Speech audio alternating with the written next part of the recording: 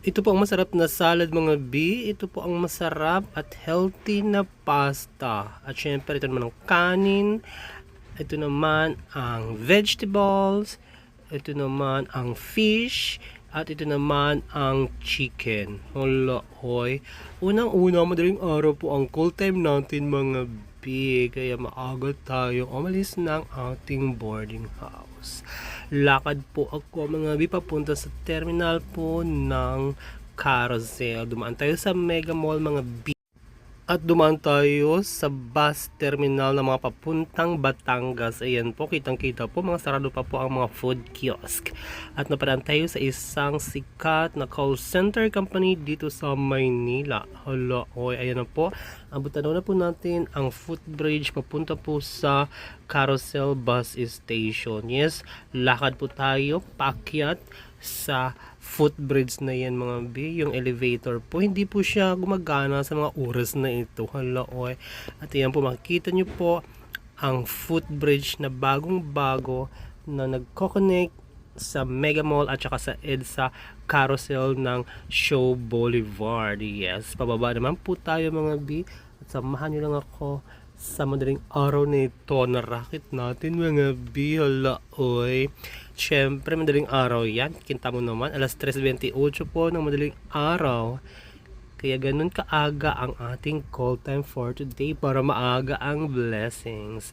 Lulan na po tayo ng bus carousel going to Juan Ayala Bus Station.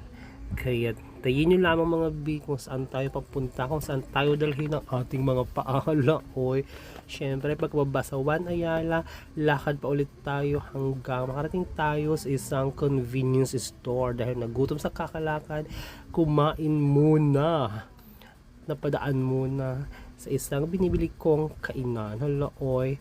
At syempre sa Malate Bay View Mansion po tayo mga B, kung saan nandun ang ating event place. Sobrang simple lang po na kanilang anniversary event. Diba? Nakita nyo, simple lang, walang masyadong maraming paggarbo. Yan po ang dessert buffet station.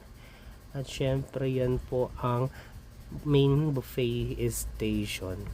At syempre, meron din silang lechon station pabongga mga B dahil anniversary po ng company. At yes, ito rin sinabi kanina, masustansya na salad, masarap na pasta kasi may ravioli yan po, kanin, meron vegetable, baby potato po yan mga B, meron pong chicken, at meron pong fish.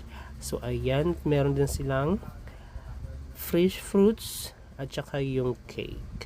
So tingnan nyo naman mga B, meron pa silang tin-hour roast beef belly. Tama ba? Tin-hour roast beef belly. At syempre, ang tradisyon lechon baboy ng Pilipinas sa Laoy. Pagkatapos ng lahat, tapos na uwian na ligpitan. Maraming salamat sa panunood. Hala, oy.